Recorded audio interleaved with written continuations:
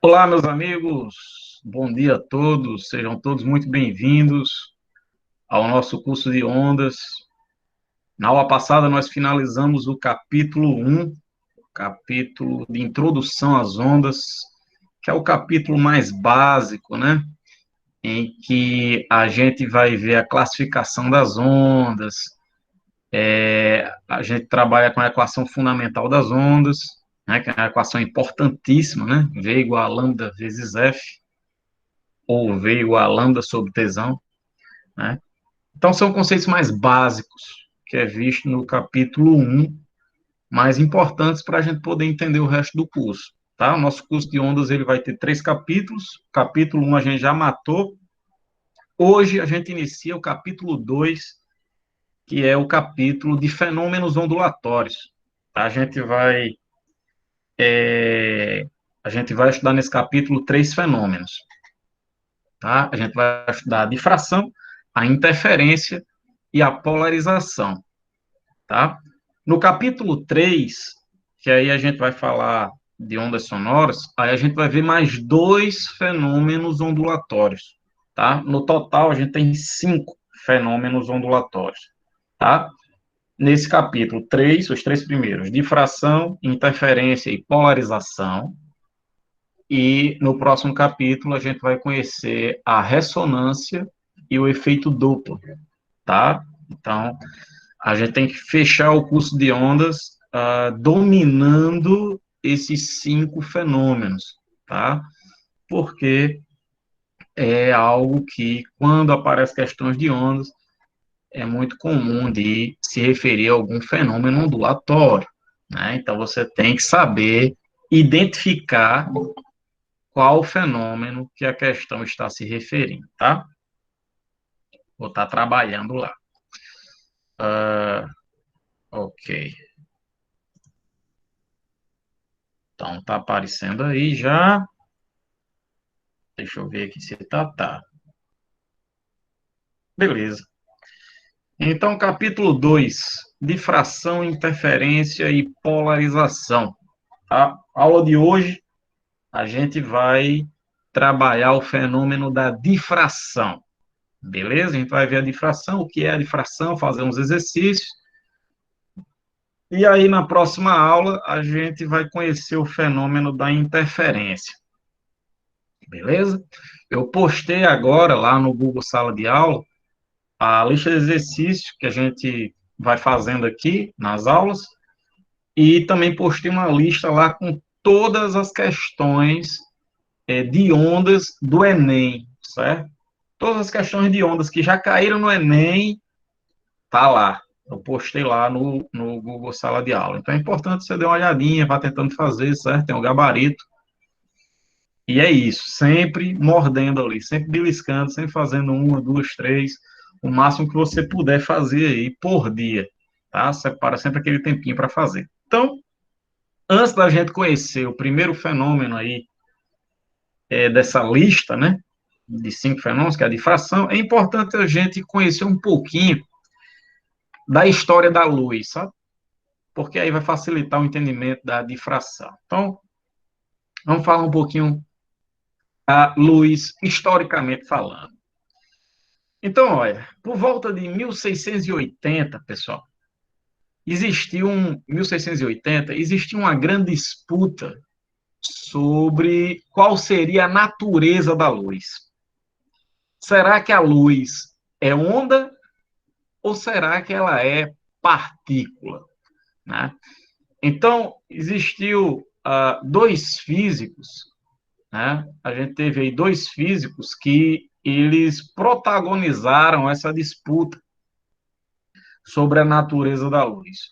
Um deles foi um alemão chamado Huygens e o outro, um inglês chamado Isaac Newton. Para Huygens, ele achava que a luz deveria ter natureza ondulatória, certo? Ou seja, deveria satisfazer, né, as condições que a gente viu no capítulo passado, né, de, por exemplo, não qual é a característica principal das ondas? Elas jamais transportam matéria, né? Espera aí, pessoal, tem alguém tentando entrar aqui? Pronto. As ondas jamais transportam matéria, né? Beleza. Então, o Huygens, ele acreditava que a luz deveria ter natureza ondulatória. Mas o Isaac Newton, né, ele pensava diferente. Ele achava que a luz deveria ter natureza corpuscular. Ele achava que a luz deveria ser formada por partículas, tá?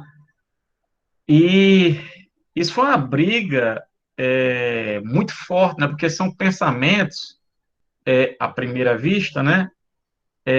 Antagônicos. Ou alguma coisa é onda, ou ela é partícula, né? E assim que essas propostas chegaram à mesa desses dois físicos, como o Isaac Newton já era um cara famoso, né? Muita gente acabou tendo a tendência de seguir o Newton, né? Não, o Newton está certo, tal, né? O Rogers tinha alguma fama também, mas Isaac Newton, né? Era um cara muito respeitado. Só que aí, pessoal, experimentos foram sendo feitos e esses experimentos foram mostrando que, na verdade, quem parecia estar correto era o Huygens com sua natureza da luz ondulatória. O experimento que foi crucial para fechar a discussão, inclusive os dois já tinham até morrido já, que foi em 1801, né? Foi o experimento de um camarada chamado Young, né? Que é o famoso experimento de Young, o experimento da fenda dupla, tá? Também é comum de aparecer isso nos problemas, tá? Esse experimento aqui. Então, o que foi o experimento de Young, tá? Por que é que o experimento de Young foi crucial para definir quem foi o vencedor, vamos dizer assim, dessa disputa de, né, de ideias entre o Huygens e o Newton. Então vamos lá, acompanhe aqui comigo o que é que foi a experiência de Young. É o seguinte, imagine que você tem aqui um laser e você emite esse laser aqui, ó, contra uma fenda, certo? Você tem aqui um anteparo e aqui no meio desse anteparo tem um buraquinho, tá? Uma fenda. Atrás desse anteparo, aqui tem um anteparo, atrás desse anteparo vai ter outro, onde esse anteparo agora tem duas fendas, tá? Uma fenda dupla. E atrás desse anteparo aqui vai ter uma parede, certo? Que vai ser o anteparo de projeção. A gente vai projetar, a luz vai ser emitida aqui, ela vai ser, após atravessar isso aqui, ela vai ser projetada aqui nesse anteparo, tá? E aí, o que é que está acontecendo aqui? O que é que foi observado por Huygens aqui? Desculpa, o que é que foi observado aqui por Young, né? O Young, ele observou que quando a luz passava pela primeira fenda, ela sofria um espalhamento, tá? Ela vinha aqui, ó, atingia a fenda e ela fazia isso. Ela espalhava na fenda, tá? Tem outra pessoa querendo entrar aqui. Pronto. Então, a primeira observação que ele fez foi essa, a capacidade da luz de espalhar em fendas. Isso aconteceu aqui, nessa primeira fenda, veja que ela espalha, e aconteceu aqui também, ó, nessas duas. Em cada fenda dessa, a luz sofre um espalhamento. Pessoal, essa observação é importantíssima, porque é exatamente o primeiro fenômeno ondulatório que eu vou mostrar para vocês. É exatamente o fenômeno ondulatório que a gente vai trabalhar hoje, que é o que a gente chama de difração, tá? Que é o poder das ondas de espalhar numa fenda, tá? As ondas, elas têm essa característica, tá? Quando elas atingem uma fenda, elas têm essa possibilidade de sofrer um espalhamento. E quando ela sofre esse espalhamento, a gente diz que ela está sofrendo difração. Acontece que a difração é um fenômeno típico de ondas, não é um fenômeno de partículas, tá? Partícula não sofre difração, apenas ondas. Então, veja que eu nem terminei ainda de comentar o experimento, mas só com isso já é um argumento muito forte de que a luz deve ter natureza ondulatória, tá? Mas vamos lá, vou concluir ainda. Ainda há outra observação importante aqui, que é o seguinte: depois que os raios luminosos eles são espalhados nessas duas fendas aqui, tá? Que ele vem espalhado primeiro nessa, né? Aí quando é espalhado, parte da luz vai passar nessa fenda e parte da luz vai passar nessa. Quando os raios atingem essas duas fendas, eles são espalhados de novo e aí acabam sendo projetados nesse anteparo. E aí o curioso é o que é observado sobre esse anteparo. Vai ter pontos aqui nesse anteparo que a gente vai ter uma região bem brilhante, tá? Como está representado aqui atrás, ó, digamos que esse laser seja vermelho, o que a gente observa na parede é algo desse tipo aqui, é o que a gente chama de um padrão de franjas, claras e franjas escuras.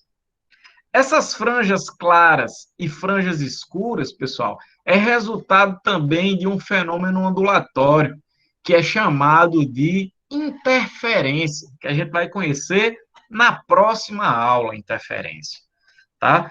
Essas regiões aqui, onde a gente tem franjas claras, tá? Ocorre o que a gente chama de interferência construtiva. As ondas se encontram aqui, ó, vem uma ondinha dessa fenda, e quando elas se encontram aqui, ocorre um reforço de uma sobre a outra, tornando essa região aqui muito clara. É uma interferência construtiva. Já essas regiões aqui, escuras, também é o resultado de dois pulsos luminosos, o que veio daqui e o que veio da outra fenda aqui de baixo. Só que quando elas se encontram, em vez de ocorrer um reforço, ocorre um cancelamento. Uma cancela a outra. Tá? A gente vai ver quinta-feira, na próxima aula, por que é que isso acontece.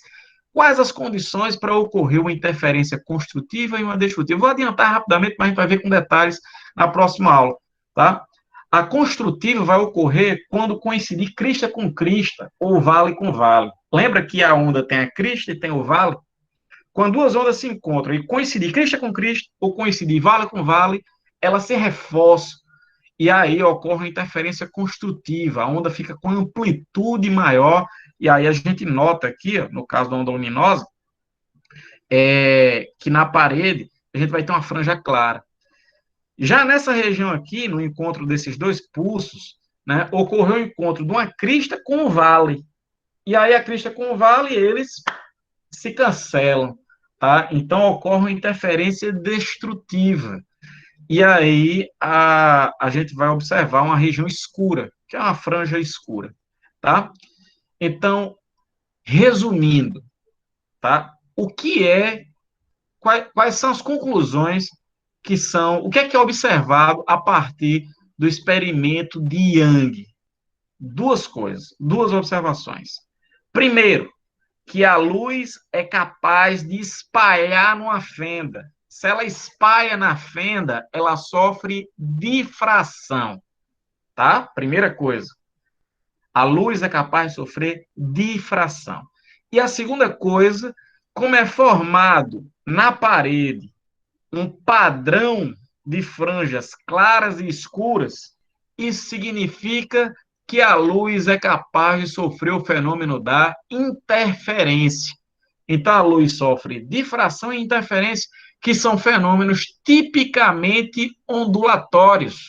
Então, é por isso, pessoal, que o experimento de Young, historicamente falando, foi tão importante, porque ele, nessa época, ele sepultou essa discussão sobre a natureza da luz. E esse experimento deu a vitória a Rogers, tá? De que a luz ela teria natureza ondulatória, tá? Tá claro isso, pessoal? Deu para entender aí essa introdução que é importantíssima, essa questão histórica, tá? A luz é onda ou partícula? O experimento de Young, ele veio para fazer o Isaac Newton se tremer dentro do caixão, né? Porque ele perdeu essa batalha para o Huygens, isso em 1801,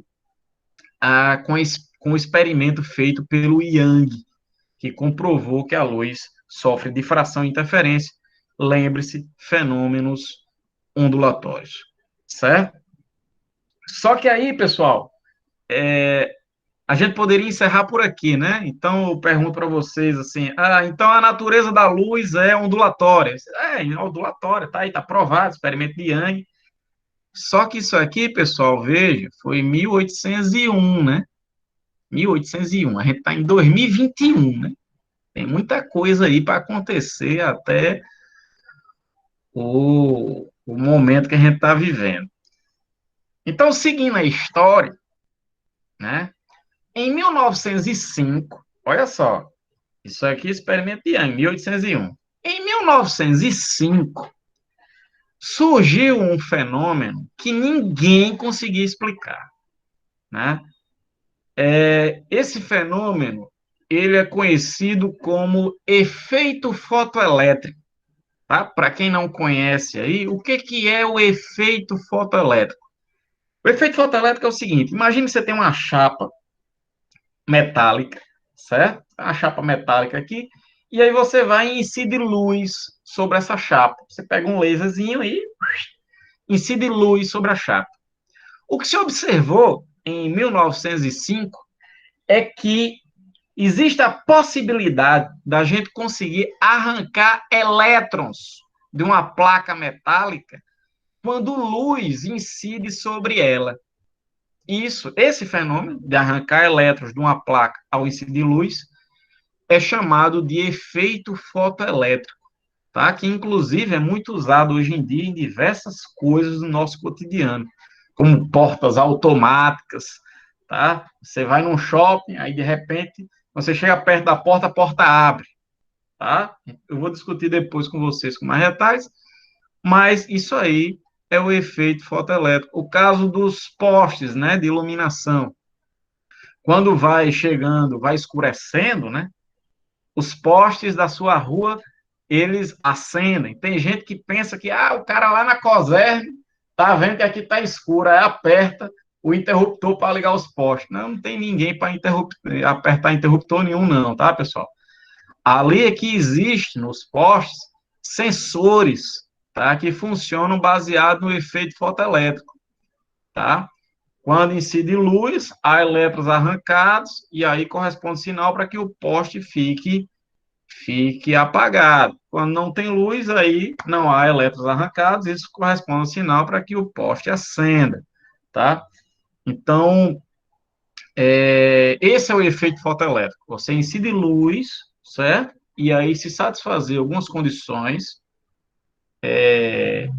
elétrons vão poder ser arrancados, certo? Esse efeito fotoelétrico, ele é discutido com mais detalhes, tá, pessoal? Lá em física moderna. Aí, mais para frente, eu vou fazer um curso também sobre física moderna e a gente vai ver o efeito fotoelétrico com todos os detalhes que ele merece. Mas para aqui, para ondas, eu só quero que você saiba que. Eu só quero que você saiba dessa música, né? Que eu estou pensando em você. Então, eu só quero que você saiba aqui, com relação ao efeito fotoelétrico, que deu pau. Os caras não conseguiam explicar o efeito fotoelétrico de jeito nenhum. Por que é que esses elétrons são arrancados da placa quando você incide luz sobre ele, né? O rebuliço foi grande. Não tinha quem explicasse isso. Por quê? Porque os físicos, desculpa, os físicos estavam olhando para a luz como sendo onda.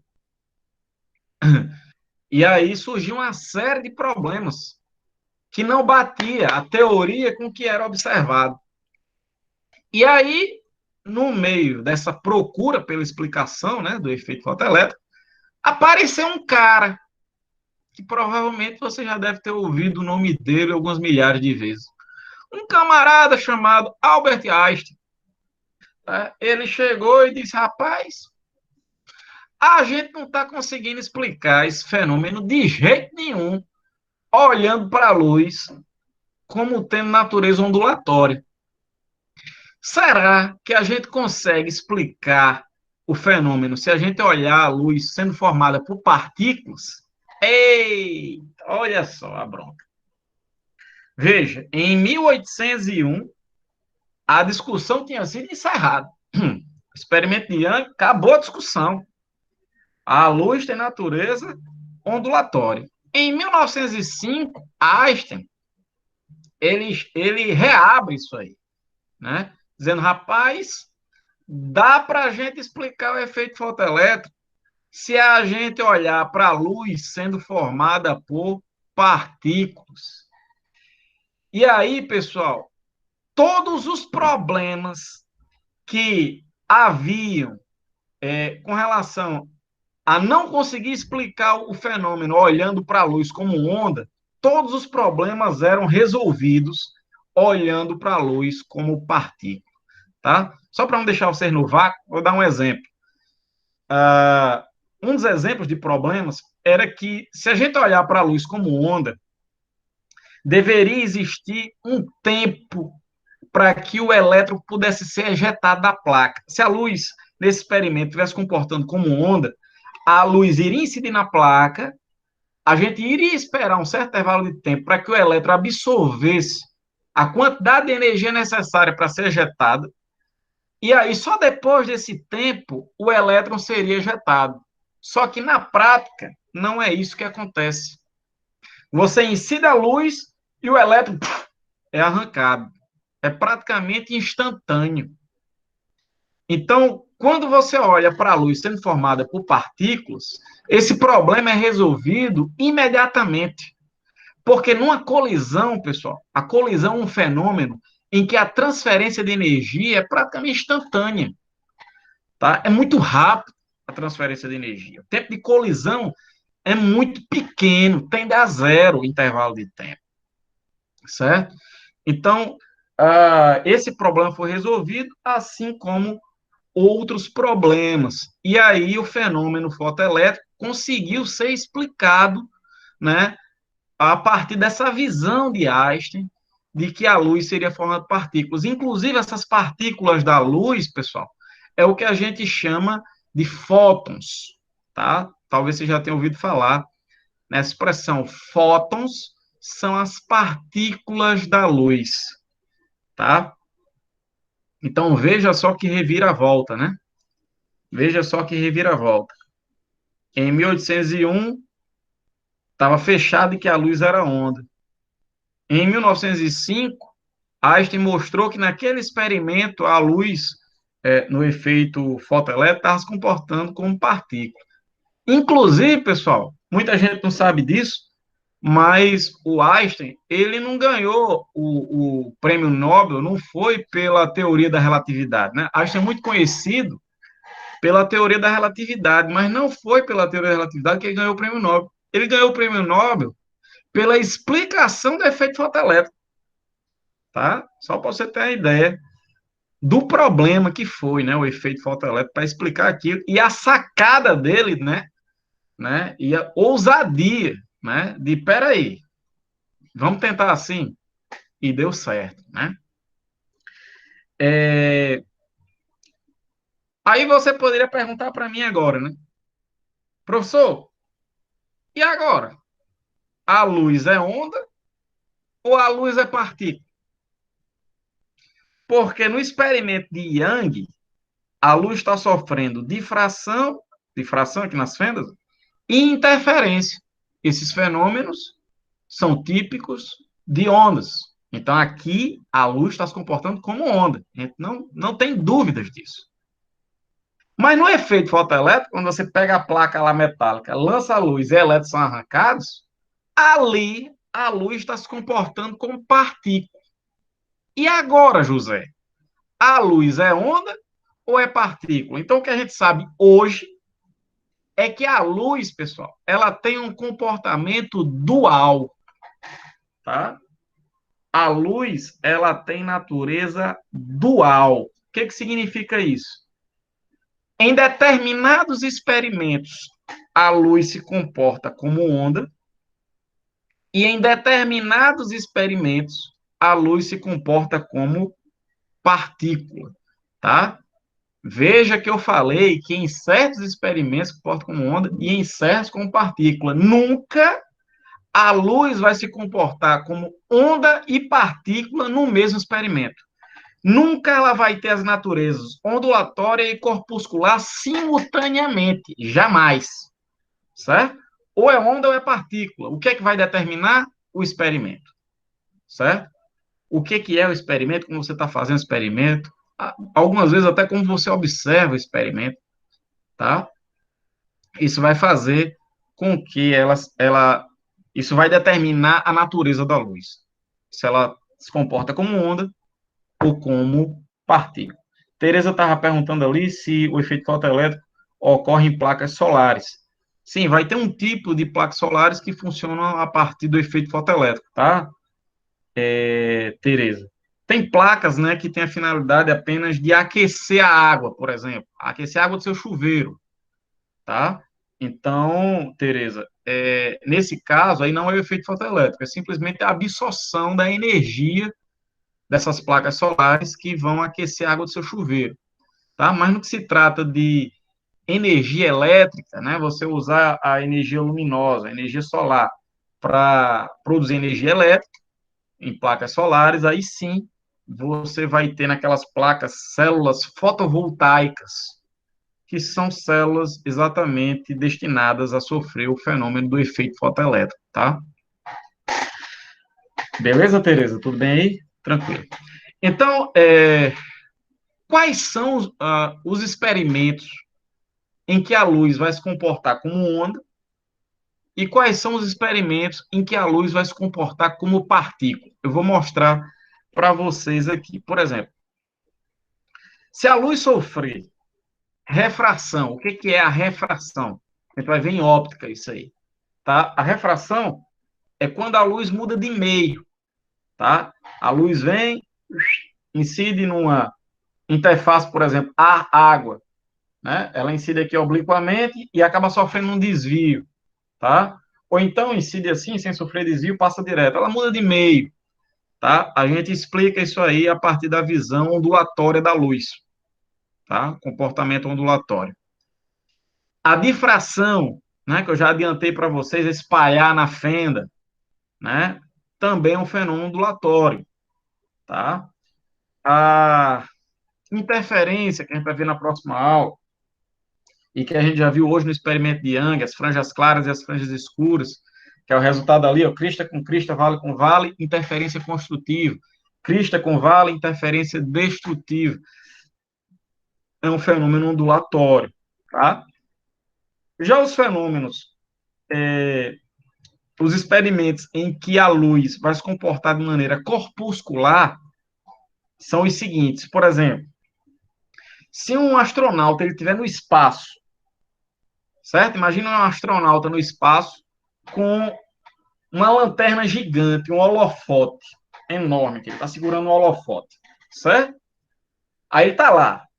Digamos que ele esteja parado, por exemplo, em relação à Terra, certo? Ele tá parado aí em relação a algum astro aí, certo? E aí, de repente, ele liga a lanterna.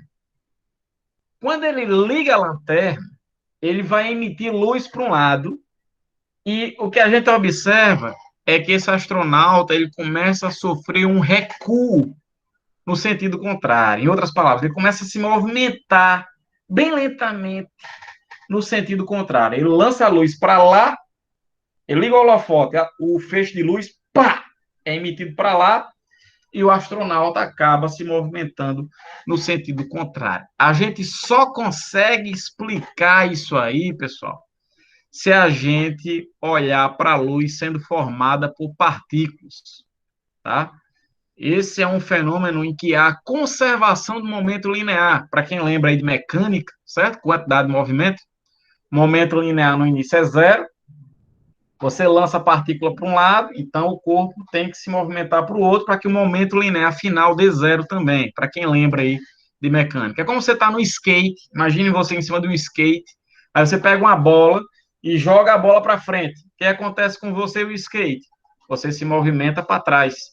Isso acontece para conservar o momento linear, tá? Então, um fenômeno corpuscular, envolve partículas, tá? Outra situação em que a luz se comporta de maneira corpuscular é o efeito fotoelétrico, que eu expliquei agora para vocês, né? A gente só consegue explicar o fenômeno olhando para a luz sendo formada por fótons. Então, você emite um laser, vai ter vários fótonzinhos dentro da luz. Cada fóton desse vai colidir com o elétron da placa, e aí, nessa colisão, o elétron absorve a energia do fóton e é ejetado da placa, tá? Isso é o efeito fotoelétrico, tranquilo? Tem mais um efeito aqui, vou colocar só por curiosidade, não é muito comum de aparecer, tá? É o efeito Compton. O efeito Compton é o seguinte: imagine que você tem um prisma, tá? Imagina uma pirâmide de cristal, sei lá, de vidro, tá? Uma pirâmidezinha aqui, é um prisma, beleza? Aí você vem e incide aqui luz nesse prisma, tá? E aí, o que que a gente observa? A gente observa, a gente observa que sai desse prisma dois raios luminosos. Dois, a gente incidiu só um, tá? Mas a gente observa na parede oposta que sai dois raios luminosos. Um com a mesma frequência da radiação que você incidiu e outro com uma frequência diferente, tá? Uma frequência menor. E aí só dá para explicar por que isso acontece olhando para a luz sendo formada por fótons, a colisão dos fótons com os elétrons. Porque se a gente olhar para a luz aí sendo onda, aí vai obedecer aquilo que eu falei para vocês 300 vezes nas aulas de ondas, que a frequência da onda só depende da fonte. Então, se chegou lá a luz com uma determinada frequência no prisma, tem que sair do outro lado um raio luminoso com aquela frequência. Mas a gente observa essa possibilidade de sair dois raios, um com a mesma frequência incidente e outro com a frequência menor. Tá? Esse raio que sai com uma frequência menor é porque os fótons colidiram lá com os elétrons dos átomos que formam o cristal e esses fótons doaram energia. E aí isso há um decréscimo na frequência do fóton. Beleza? Então, eu estou colocando aqui só por curiosidade, tá? Mas não é comum aparecer o efeito Compton, só para vocês terem exemplos de quando a luz se comporta como onda e quando ela se comporta como partícula, tá? Ficar ligado nisso aí, que a natureza da luz é, palavrinha mágica, dual. Dual. Beleza? Até aí, pessoal. Tudo bem com vocês aí? Tranquilidade? Alguém tem alguma pergunta, alguma dúvida, alguma sugestão? Tudo jóia, né, Neto? Luana, beleza pura. Show de bola. Então vamos para frente, Ana Beatriz. Vamos lá. Vamos para frente. Vamos lá, Israel. Então, olha, já que aqui a gente está trabalhando ondas, né? Então,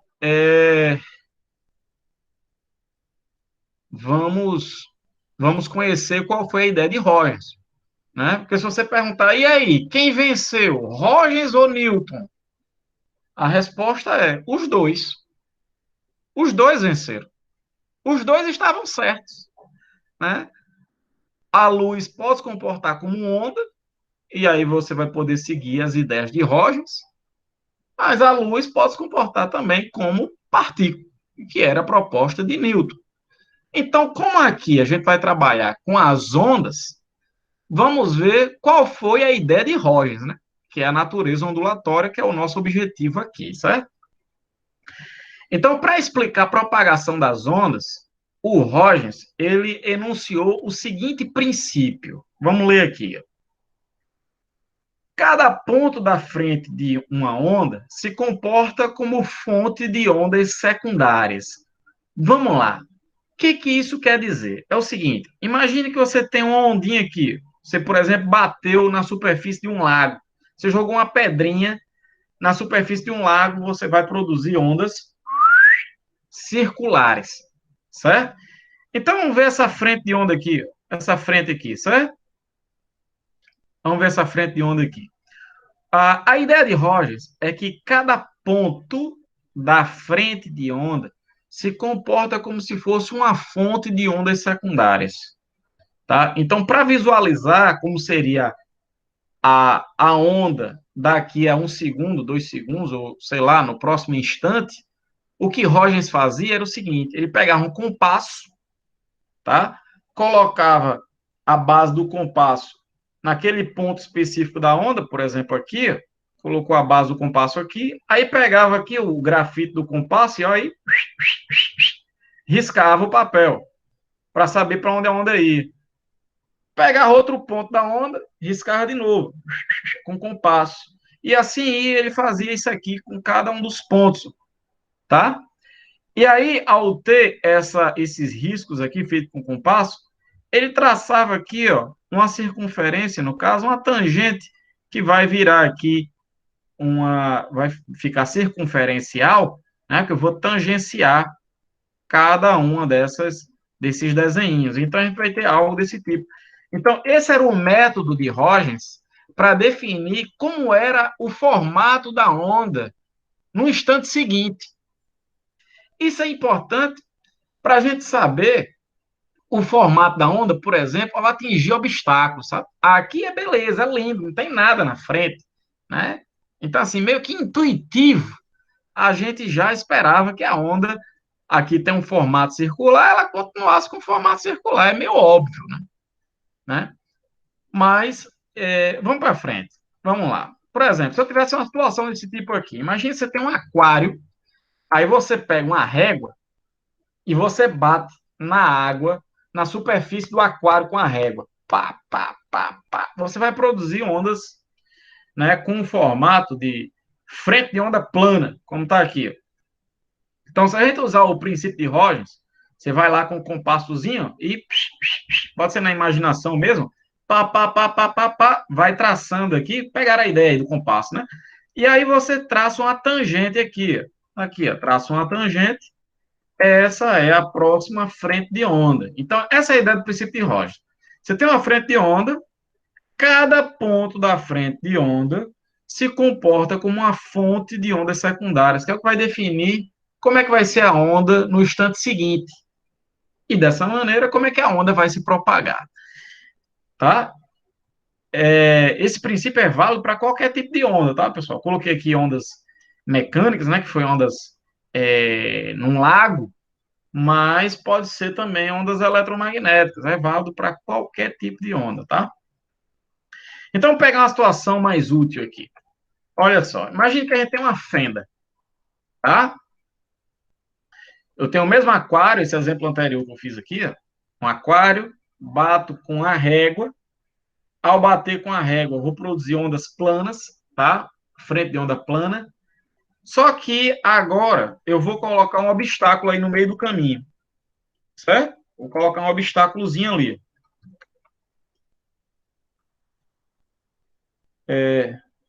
Diga aí, Neto, quer fazer alguma pergunta? Tá, qualquer coisa. Tudo bem, beleza. Qualquer coisa, digita aí.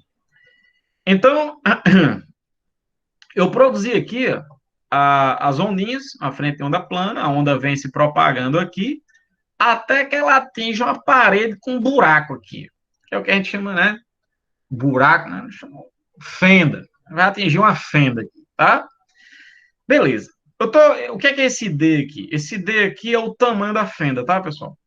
A largura da fenda. E isso aqui é uma letra grega chamada lambda, que a gente já viu, né? Que é o comprimento de onda. Essas frentes de onda aqui geralmente são representadas pela crista, o ponto mais alto da onda. Então, a distância entre duas cristas consecutivos é o comprimento de onda, tá? Então, isso aqui é o comprimento, essa distância aqui é o comprimento de onda, e isso aqui é o comprimento da fenda. Beleza. Usando o princípio de Huygens, né? Você vindo aqui ó, com o compasso, marca aqui, coloca a base do compasso e risca, né? Dá aquela riscadinha. O que a gente observa, pessoal, é que enquanto aqui a gente tem uma frente de onda plana, quando a gente usa o compasso aqui para determinar como é que a onda vai se propagar após passar pela fenda, a gente observa que ela vai ter uma frente de onda agora circular, certo? Então, ela vai se propagar agora dessa maneira. A conclusão que a gente chega com isso é que depois que a onda passa pela fenda, ela espalha, ela sofre um espalhamento. Esse fenômeno é o que a gente vai chamar de difração, tá? Então, o que, que é a difração? É um fenômeno ondulatório, tá? Caracterizado pelo contorno das ondas, ou espalhamento das ondas, ao atingir um obstáculo, como uma fenda. Tranquilidade? Ao atingir uma fenda, a onda espalha. Beleza? Perceba que a fenda, ao produzir esse espalhamento, ela se comporta como se fosse uma fonte de onda. Né? É como se alguém aqui desse um grito. Né? Você reproduzir uma onda com esse formato aí, que vai se propagar, né, com a frente de onda, se for uma onda sonora, né, no espaço seria uma frente de onda esférica. Né? Se for aqui num lago, né, é plano, aí é uma frente de onda circular. Tudo bem, pessoal? Uma aguinha aqui que a garganta tá reclamando.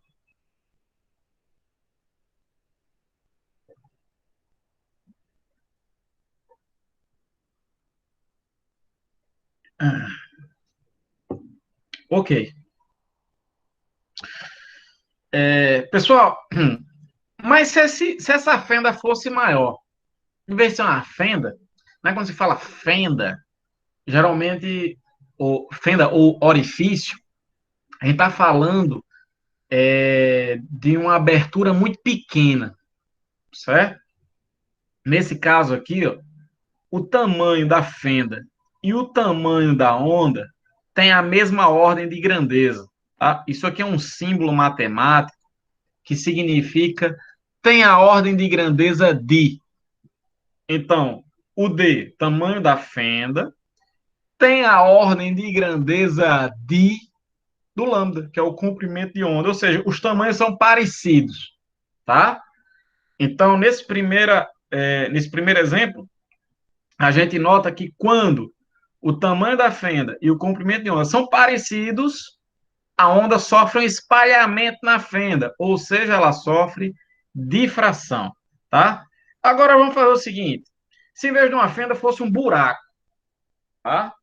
Eu tivesse algo bem mais largo aí eu vou incido a onda no buraco, a mesma ondinha, onda plana, produzir com a régua aqui, tá? Aí eu vou lá com o princípio de Roche de novo, coloco compasso, marco um ponto da frente de onda e marco outro ponto, vou riscando com o compasso. E aí, ao traçar aqui a tangente, quando eu traço uma tangente, note que a onda ela permaneceu plana, frente de onda plana, né? Ela praticamente não sofreu desvio. Quanto mais eu aumentar o tamanho desse buraco, menos desvio a onda sofre. É o que a gente observa na prática. Isso é importante, pessoal, para a gente saber quais são as condições necessárias para que uma onda ela possa espalhar numa fenda, ela possa sofrer difração. Com esses dois exemplos, está claro aí qual a condição. Né? Se o buraco for muito grande, aqui não há difração, ela praticamente não desvia, ela praticamente não espalha, tá? Então, a condição para que a difração ocorra é que o tamanho da fenda seja igual ao tamanho da onda ou menor, tá? Então, para ocorrer a difração é necessário que o orifício ou obstáculo tenha a mesma ordem de grandeza do lambda, ou seja, os tamanhos sejam parecidos, do buraco, certo? Do orifício e do tamanho da onda, ou a fenda seja pequenininha, seja menor ainda do que o tamanho da onda. Deixa eu ver a pergunta que Luana fez aqui. Nesse caso, ao ocorrer a difração, todas as características da onda mudam ou elas se conservam? Excelente pergunta, Luana. Excelente pergunta, tá? Muito boa pergunta. Vamos lá. Primeiro, lembre-se que quando se fala de ondas, tá? Que é o que a gente está trabalhando aqui, depois que a fonte emitir a onda com uma certa frequência, já era. A frequência não muda, tá? Então, depois que a onda passou pelo orifício, a frequência não pode mudar, tá? Beleza? Tranquilo? A frequência não muda. Com relação à velocidade, a gente viu que a velocidade da onda só depende do meio. Então, se antes do orifício, digamos seja a água, aqui ondas na água, e depois do orifício continua sendo água, digamos que a água do mesmo jeito, certo? Eu não coloquei sal de um lado, sal do outro, mesmo meio, mesma temperatura, bonitinho, certo? Porque se eu mudar até a temperatura da água, mudar a salinidade, a concentração, isso altera o meio. Tá? Então, considere que os meios sejam idênticos antes e depois. Se isso acontecer, que é o que vai acontecer em 99% das questões, aí a velocidade da onda também não é alterada, porque a gente viu que a velocidade só depende do meio. Então, veja, nem mudou a frequência, nem mudou a velocidade. E a gente sabe que V é igual a lambda vezes F. Se a frequência é constante, a frequência não mudou, e a velocidade também não mudou, então o lambda, que é o comprimento de onda, também não vai mudar, certo? Então veja que o tamanho aqui, ó, do lambda, ele vai ter que ser igual ao lambda do outro lado, porque eu não mudei de meio, tá? É comum aparecer, pessoal, questões envolvendo a difração, e você tem com figurinhas desse tipo, e você tem que ficar de olho nesse tamanho, o tamanho do comprimento de onda antes e o comprimento de onda depois. Se depois o comprimento de onda ficar menor ou maior, então isso significa que houve uma alteração na velocidade. A frequência não vai mudar de jeito nenhum. A frequência não muda. Então, se ele representou com esse espaçamento aqui diferente, é porque mudou a velocidade. Se o comprimento de onda aumentou, a velocidade aumentou também. Se o comprimento de onda diminuiu, a velocidade diminuiu também. Tá claro isso, Luana? Tudo bem aí? Certo? Agora, só uma coisa. Você me perguntou aí. Todas as características da onda se conservam? As que eu mostrei até agora se conservaram, né? Que foi a frequência, o comprimento de onda, a velocidade. Se a frequência permanece constante, o período também permanece constante, porque o período é simplesmente o inverso da frequência. Então, se a frequência é constante, o período também é. Mas qual característica da onda que mudou? Né? O que é que mudou aqui? A direção de propagação. Vou ter raios de onda aqui com direções diferentes. Tá? O raio de onda é o que indica para onde é que a onda está se propagando. Por exemplo, o raio de onda aqui, ó, é algo assim. O raio de onda aqui é algo assim. Ou seja, a onda está indo para lá. Aqui, para onde a onda está indo? Para cá. Esse é o raio de onda. Tá? Aqui no meio, beleza, ela continua vindo para cá. Mas aqui em cima ela vem para cá. Ó. Aqui embaixo, ela vem para cá. Então, o que mudou aqui foi a direção do raio de onda, né? A direção de propagação, tá? Esse raio de onda, ele vai formar 190 graus aqui, ó, tá? 190 graus. Fica fácil você desenhar, que é 90 graus com as frentes de onda, certo? 190 graus. Então, mudou isso, ok? Beleza, então, informação crucial. Para que uma onda possa sofrer difração, é necessário que ela atinja uma fenda. que tenha um tamanho parecido com o tamanho da própria onda, ou que a fenda seja menor, que a fenda seja muito pequenininha. Se a fenda virar um buraco, algo muito grande, a onda simplesmente vai passar direto, sem sofrer desvios. E aí não há difração, certo? Combinado? Tem que ficar isso bem registrado aí na sua mente, tá? Então, o primeiro comentário é esse. Vou colocar outros comentários aqui. Não precisa se desesperar para copiar, tá? Só se você quiser mesmo. Eu vou colocar hoje, aqui no final da aula, esses slides lá na nossa turma virtual do Google Sala de Aula, tá? Ok, então o segundo comentário é: quanto menor for o tamanho do orifício, maior vai ser a facilidade de ocorrer a difração. É óbvio, né? Porque você tem uma determinada onda, você vai diminuindo o tamanho da fenda, a probabilidade do tamanho da fenda começar a ser menor do que o tamanho da onda fica cada vez maior, né? Então fica cada vez mais fácil de ocorrer a difração. E uma coisa importante, quanto mais apertadinha for a fenda, mais a onda espalha, tá? Você tem uma determinada fenda, digamos que é do mesmo tamanho da onda. A onda incide e espalha um pouquinho. Se você for diminuindo o tamanho da fenda, a onda vai espalhando cada vez mais, tá? Ou seja, a difração ela vai ficando cada vez mais intensa, tá? Eu não sei quantos slides tem no total, viu, Israel? Vamos lá. Comentário 3. Comentário 3. Ondas de grande comprimento de onda sofrem difração mais facilmente, tá?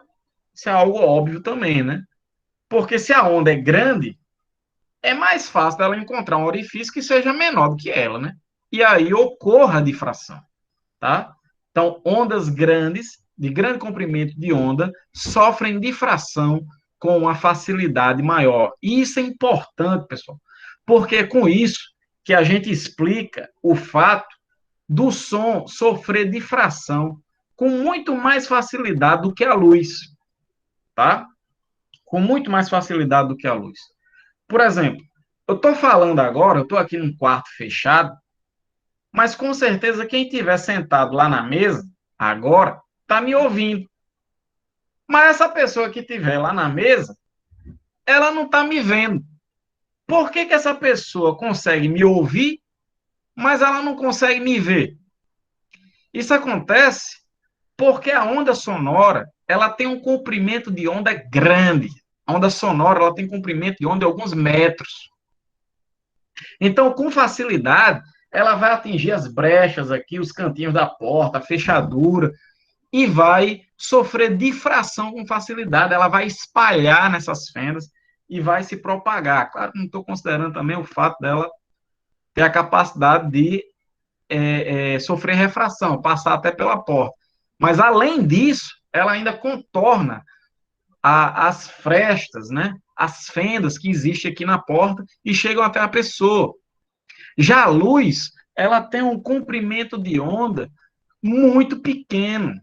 Então, ela vai ter muita dificuldade de espalhar numa fenda. Tem que ser uma fenda muito, muito pequena para que ela espalhe. Então, isso dificulta você espalhar a onda luminosa numa fenda, tá, pessoal? Beleza? Show de bola. Professor, mas eu Oi, tenho uma pergunta para fazer. pergunta aí, como é seu nome? Laísa. Raíssa? Não, Laísa. Laíssa. Uhum. Se o som, quando ele bate na porta, ele sofre refração, todo mundo tá ali na sala consegue me ouvir agora, tudo do quarto. O que acontece quando você tá num lugar que tem paredes à prova de som? Tipo uma Ah, gravação de e clipe. um estúdio, Um né? estúdio, por exemplo. O que Pronto, acontece ali? pronto. Ali é o seguinte. Lembre-se que eu falei na aula passada que sempre quando uma onda atinge a interface entre dois meios, ocorre sempre três fenômenos. Sempre. Parte da onda é refletida, certo? Eu estou falando agora, a onda que atinge essa porta aqui, parte da onda é refletida, parte da onda é absorvida na superfície da porta, certo? E parte da onda é transmitida, que é a parte refratada. No caso de um estúdio, a gente vai ter um tipo de paredes, certo? Tipo paredes com formato de caixa de ovo, em que a ideia é fazer com que a parcela da onda transmitida diminua e aumente a parcela refletida. É por isso que o jornalista lá que está no estúdio parece que tem aquele vozeirão, by night. Então, José manda um alô para Fernandinha, que está em Parnamirim, com aquele vozeirão todo, né? Ele não tem nem esforço para falar, porque, né, o som que ele está emitindo ao atingir as paredes vão refletir ali com bastante facilidade, que aquelas paredes elas foram projetadas para diminuir a parcela da energia que é transmitida e, consequentemente, aumentar a parcela refletida. Então, isso vai fazer, por exemplo, um estudo em casa que você não perturbe os vizinhos, né? É dois em um, você não perturba quem está em casa e os vizinhos, e você ainda faz com que você tenha uma potência, né? Um resultado na gravação, em termos de potência de som, muito maior, porque vai juntar aquela onda que você emitiu com aquela que foi refletida. É como você cantar num banheiro, né? Essa questão da reflexão. Você acaba notando que você tem um vozeirão por isso, tá? Então, a questão que você perguntou da onda não passar na parede, tá? É a questão do formato, de tipo umas espumas que são postas lá na parede, que acabam tendo uma maior facilidade para refletir o som. Beleza aí? Tranquilo? Neto quer fazer alguma pergunta também? Ok, Micael. Sim, vou postar a lista de chamada, tá? É importante que vocês assinem, tá? Só um segundo, deixa eu postar a lista. Deixa eu postar. Só um segundo. Deixa eu postar. Google Drive. Ok, vamos lá. Tá abrindo aqui, a internet é lenta. Isso. Não, isso aqui não. Isso aqui não. Isso aqui não. Presença. Lista de presença, meu filho. Tá aqui. Lista de presença, ondas e óptica. Compartilhar. Link. Pronto. Agora copiar e colar. Então, colar. É importante vocês assinem aí, tá? Ok. A apresentação. Apresentação. Ei. Foi aí, não? Deu certo aí, né? A projeção?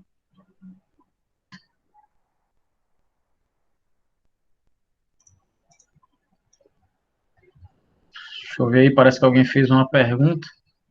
Deixa eu ver. Foi Neto que fez uma pergunta. A velocidade sempre muda na difração?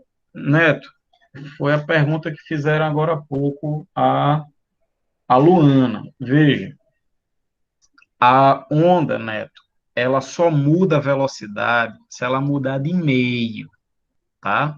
Então, eu falei aqui, ó, se você tem água de um lado e água do outro, tá? Meios idênticos antes e depois do orifício, a onda não vai mudar de velocidade, certo, Neto?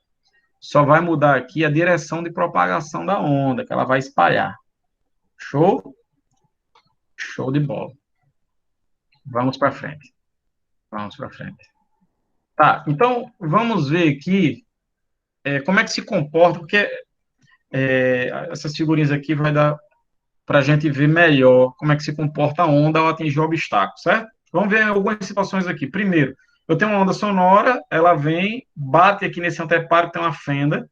Essa fenda, vamos dizer aqui, o primeiro caso, que ela é menor do que o comprimento de onda, certo? A fenda é muito pequena. Eu pergunto a vocês, ocorre difração sim ou não? Quero ver se vocês estão entendendo.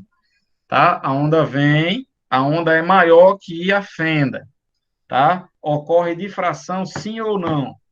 Isso aí, vocês estão colocando aí no chat, sim, ocorre difração. Ela vai espalhar, ocorre isso. Veja que o formato que ela adquire aqui, ó, é como se a fenda ela fosse uma fonte da onda, né? Você tivesse alguém aqui, ó, nessa fenda gritando. O formato da onda que você teria seria esse, tá? Então você tem a difração. Outro caso. Agora o contrário.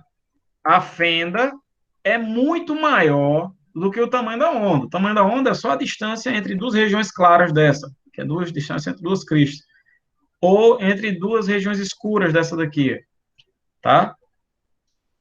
E aí, quando a onda passar aqui, pessoal, nesse caso, ocorre difração, sim ou não?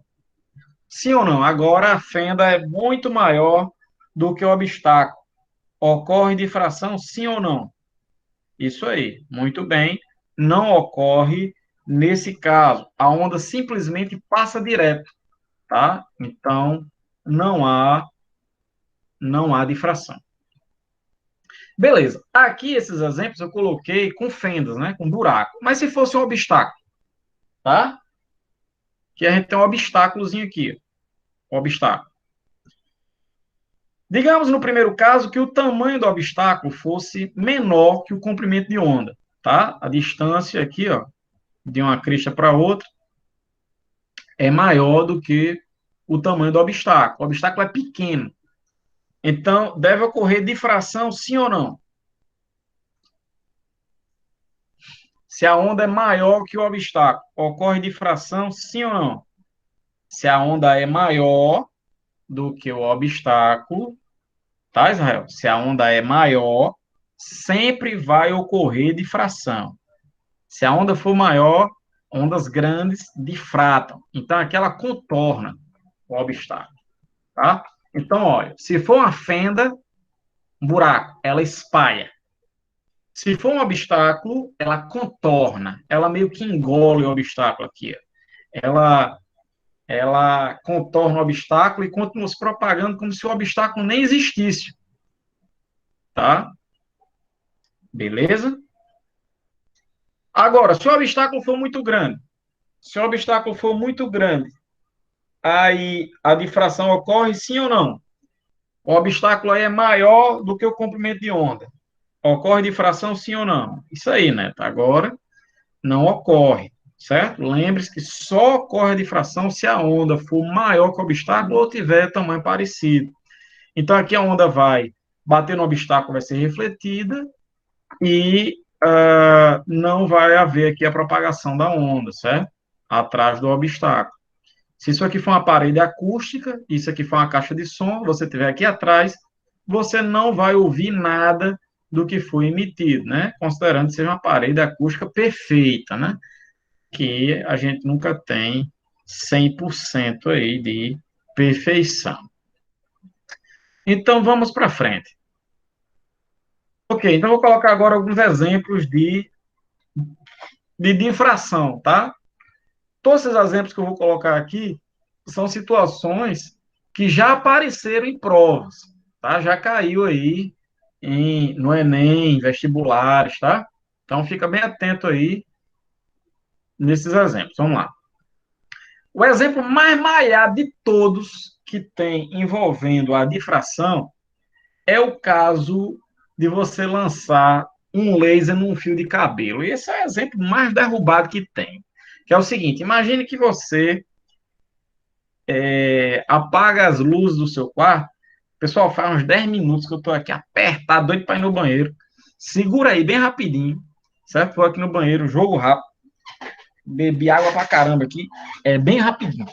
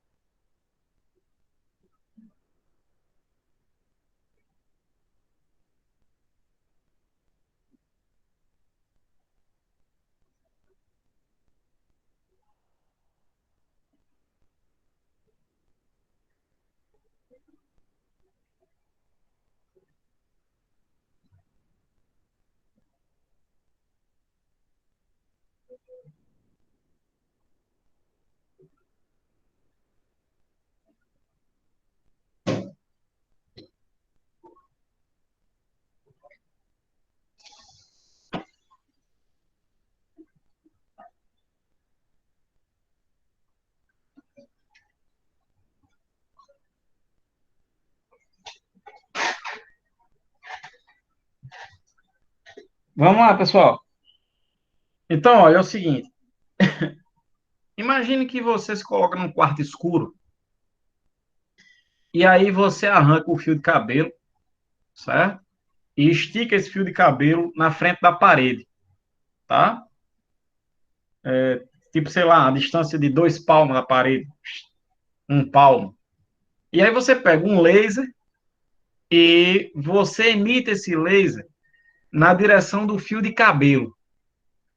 O que a gente observa, pessoal, quando você faz isso, é que vai surgir na parede uma figurinha como essa daqui. Olha só essa figura, tá? Você vai ter aqui uma região central bem brilhante e observe que de um lado e do outro dessa região brilhante, você vai ter aqui regiões escuras e regiões claras. Você vai ter um padrão aqui, ó, de franjas claras e escuras. Esse padrão aqui é um padrão de interferência, tá? Como eu já havia discutido com vocês, tá?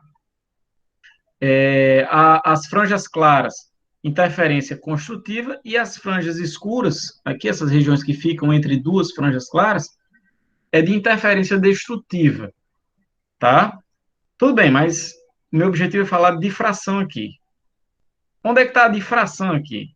Ora, quando a luz, o laser, ele incide no fio de cabelo, pessoal, você lança o laser, ele pá, incide no fio de cabelo, ele contorna esse fio de cabelo, tá? É por isso que tem que fazer com algo tão fino como um fio de cabelo, porque aí sim o comprimento de onda da luz e a espessura do obstáculo vão ser parecidos.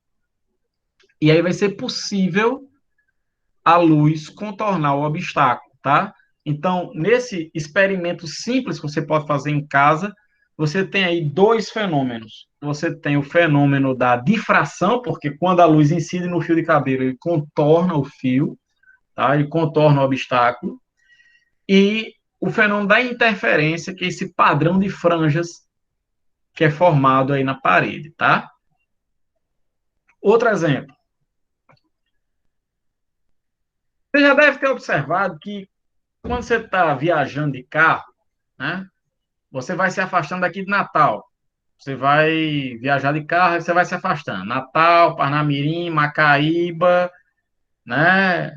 E vai se afastando. Pega lá, reta Tabajara e vai. À medida que você vai se afastando em Natal, você vai notando que a emissora FM, sei lá, 96, 95, 94 FM, uma que você esteja sintonizado aí, vai ficando cada vez, a qualidade cada vez pior. Né? Vai ficando um ruído, um chiado, né? Horrível. Mas se você colocar na AM, você ouve a AM do mesmo jeito se estivesse no centro de Natal. Isso acontece, pessoal, porque a, as ondas na faixa da AM têm um alcance maior do que a FM. E aí vem a pergunta: por que isso acontece? Por que a AM tem um alcance maior do que a FM? Vamos lá, vou mostrar para vocês agora. O lance é o seguinte: como a gente até viu numa questão na aula passada, a AM ela opera na faixa do kilohertz, enquanto que a FM ela opera na faixa do megahertz, tá? Kilohertz, tá? Significa 10 a terceira hertz, tá? Quilo, qualquer coisa, é 1000. Já o mega, pessoal, é 10 a sexta, tá? É 1 milhão. Então, 10 a sexta, 1 milhão de hertz. Beleza? Então, veja que a frequência, conclusão que a gente tira disso, é que a frequência da FM é maior do que a frequência da AM, certo? O meu objetivo é comparar os comprimentos de onda, aqui FM, comprimento da FM e o comprimento de onda da AM. Quem é maior? Vamos lá. Vocês acham que o comprimento de onda é maior da FM ou da AM? Veja que eu já disse aqui, ó, que a frequência da FM é maior do que a AM. Então, quem é que tem o comprimento de onda maior, a FM ou a AM? O que vocês acham? A FM ou a AM tem um comprimento de onda maior?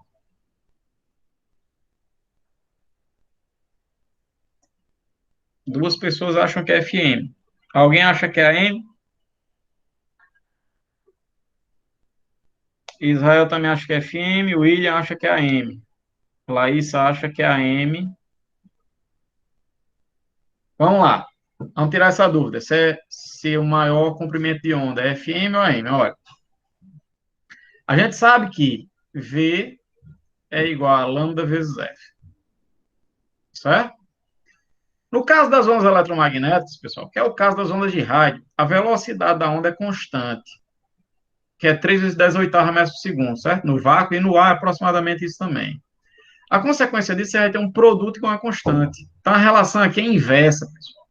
Isso significa que aquele que tiver maior frequência vai ter menor comprimento de onda, vai ter um comprimento de onda menor. Então, se a FM tem a maior frequência, então a FM tem o menor comprimento de onda. O comprimento de onda é menor, ou seja, da AM o comprimento de onda é maior. Certo? Aí você diz, tá, professor, e o que que tem a AM tem um comprimento de onda maior que a FM? Lembre-se que eu falei para vocês que quanto maior for o tamanho da onda, mais facilmente ela sofre difração. Então, como a AM tem um comprimento de onda maior que a FM, isso vai fazer com que essa onda contorne as árvores, contorne os prédios, contorne as montanhas, contorne os obstáculos que aparecerem pela frente e consiga chegar até o seu raidinho no seu carro. E aí você consiga sintonizar a AM com muito mais facilidade do que a FM, tá? Porque ela contorna os obstáculos com mais facilidade. Tem outra coisa que também influencia, que é o seguinte: quanto maior for a frequência de uma onda, pessoal, informação nova para vocês, quanto maior a frequência da onda, maior o poder de penetração, tá? Ondas de grande frequência têm um poder de penetração maior. É por isso que raio-x, raios gama são tão perigosos, que são de maior frequência, porque ao atingir sua pele, ela atravessa sua pele, ela penetra com muita facilidade, tá? Então, repetindo, quanto maior a frequência, maior o poder de penetração. Então, como a FM tem uma frequência maior, o poder de penetração é maior. Então, ao incidir nas camadas da atmosfera, nas nuvens, a FM atravessa as camadas com mais facilidade, vai embora para o espaço. Já a AM, ao atingir nessas camadas, ela sofre uma reflexão. E aí chega até o seu raio. Então, são dois fatores que fazem com que você sintonize a AM com mais facilidade quando você está longe do centro, certo? Da sua cidade. Ela contorna as coisas com facilidade e é refletida na atmosfera com mais facilidade, porque o FM penetra, por ter maior frequência, penetra e vai embora para o espaço. Tá?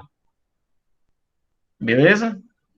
Pessoal, hoje eu acho que eu já dei muita informação para vocês. Muita informação. Então, eu acho que hoje nem minha garganta aguenta mais. Falei muito.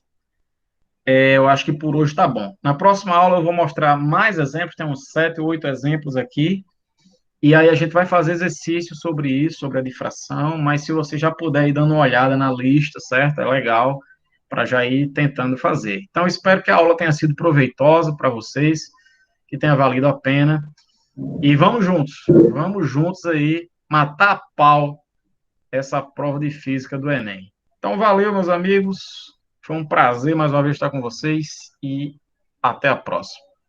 Valeu, pessoal.